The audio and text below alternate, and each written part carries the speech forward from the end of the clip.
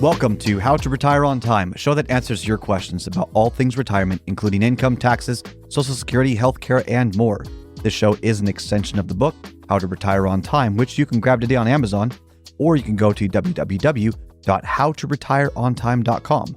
My name is Mike Decker. I'm the author of the book, How to Retire on Time, but I'm also a licensed financial advisor, insurance agent, and tax professional, which means when it comes to financial topics, we can pretty much talk about it all. Now, that said, please remember this is just a show. Everything you hear should be considered informational, as in not financial advice. If you want personalized financial advice, then request your wealth analysis from my team at Kedrick today by going to www.yourwealthanalysis.com. With me in the studio today is Mr. David Franson. Dave, thanks for being here today. Welcome. Yeah. David's going to be reading your questions, and I'm going to do my best to answer them. You can send your questions in by either texting them to 913-363-1234. Again, that number is 913-363-1234. Or you can email them to heymike@howtoretireontime.com. Let's begin. Hey, Mike, when does it make sense to work with a financial professional, and when does it make sense to manage your money on your own? Yeah, so the answer you're probably going to expect is work with a financial professional right away. Yeah. And that's just not the case. I think it's really good that people get exposure to the market and they start by doing it themselves. I think that is a wonderful thing.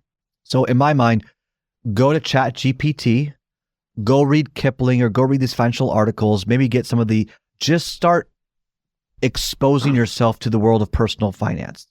There are some reputable influencers out there. Like, I don't agree with everything Dave Ramsey says, but he's a pretty smart guy. Whether you agree with him or not, he has some very good commentary from a personal finance standpoint. We've got a show coming out soon that we'll be talking about as well, but just expose yourself to finance and different perspectives. Diversify your thought on finance. And then just take one piece of paper, open up a Word document, whatever, and just write out the direction you're going and how do you manage your cash flow? Just start there. And if you want a good app, download Cash Flow and Capital. We created it to help people develop a healthier relationship with money.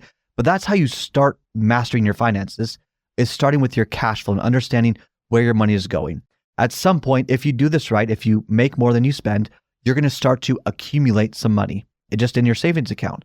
That's when you then open an account at Schwab or Acorns or Robinhood or wherever it is and start buying stuff. I hope with the younger people, they buy a couple of dumb stocks and I hope they make a couple of dumb mistakes. I don't wish ill on you. What I'm saying is I want you to make mistakes so that you can gain that experience and then build off of that experience. It is so invaluable. Look, if you're working with a big house, a name you'd recognize from the street, great. Look at their fees. Look at the mutual funds and the fees. This is how you're starting to develop the acumen for financial planning, is just exposure. At some point, though, then you need to start developing a relationship with someone you think can help you get to where you want to go. The only reason why you hire a financial professional is that you found someone that you believe can get you a better return year over year over the long-term period of time, net of fees, than you would on your own. That's the only reason you work with a professional. And that could be through tax efficiency. That could be just doing better risk management. That could be whatever it is. There's a number of kids and grandkids that are, 16, 17, 18 years old, opening up Roths with a couple $1,000 in there. We're not doing extensive financial planning for them, but we're helping them grow their wealth. Then we've got 30, 40, 50 years old. It's different people in different phases, but the same thing is with all of them. Everyone got to a point where they just wanted a competitive edge and they believed that we were the solution. And so then they decided, okay, hey, here's some money. We can do this. Let's start developing that relationship. And I think that's a wonderful thing, but there isn't really much of a plan there. It's more of a cash flow plan. How do you save? And then the plan's more about investment. There's an investment plan, an investment strategy. And then at some point, maybe you start having kids. Now you have a financial plan based on loss of life. So you're incorporating insurance. And do you do term life insurance? Do you start funding cash value life insurance? And you explore those options, because one of the worst things you could have is a young father who's the breadwinner or a young mother who's a breadwinner. They've got a couple of kids and a mortgage and they unexpectedly pass, leaving the rest destitute. I mean, these things happen. So who is your guide? How involved do they need to be? And then develop the relationship so when you're ready to increase that level, maybe you're getting closer to retirement planning, you can say, hey, I want to get more detailed. I actually want a written plan and not just a general direction. Hey, I've mastered my cash flow. Now I've got more money. Can we do some sort of investment? Do you see how it starts with the person? Yeah. It starts with them making healthy mistakes, which is okay. Just don't break the law. Yeah. But right.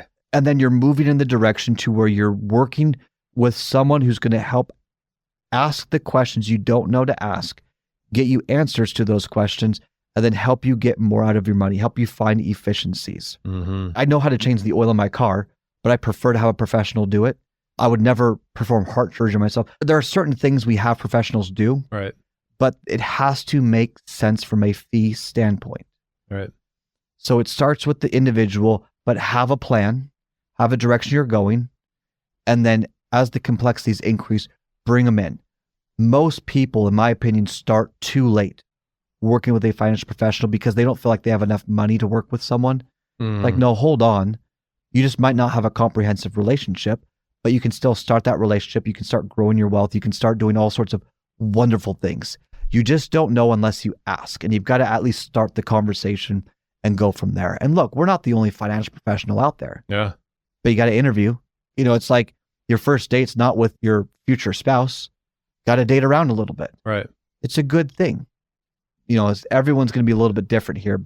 I do think you start the day you make income, and then you increase the relationship based on your needs and the complexity of your situation. That's my official answer. That sounds Anything reasonable. else? That sounds reasonable. One quick last thing. How do we know when you do have this relationship with a financial professional? How can we sort of vet them to know if they're just trying to sell us something or if they truly do have our best interests at heart? Yeah.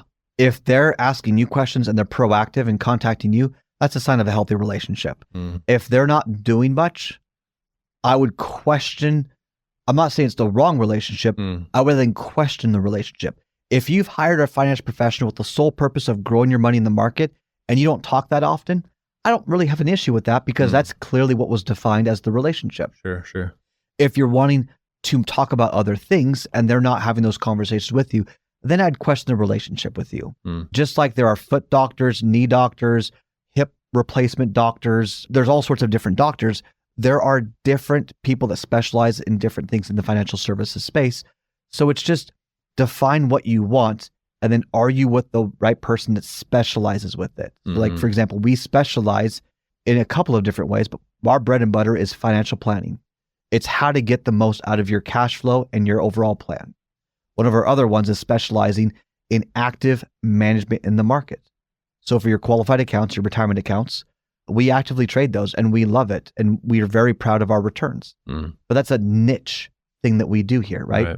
So everyone's different. You got to find the person that's right for you based on their specialty and the relationship you're looking for. Anything else, David? I don't think so. I think we got it. And by the way, most people go through 5 different financial professionals in their lifetime. So you're not making lifelong commitments. You're not marrying them. Oh, right. It's just like you're dating them for a period of time based on those certain needs, and then you move on. That's all the time we've got for the show today. If you enjoyed the show, consider subscribing to it wherever you get your podcasts. Just search for How to Retire on Time. Discover if your portfolio is built to weather flat market cycles or if you're missing tax minimization opportunities that you may not even know exist. Explore strategies that may be able to help you lower your overall risk while potentially increasing your overall growth and lifestyle flexibility. This is not your ordinary financial analysis. Learn more about Your Wealth Analysis and what it could do for you regardless of your age, asset, or target retirement date. Go to www.yourwealthanalysis.com today to learn more and get started.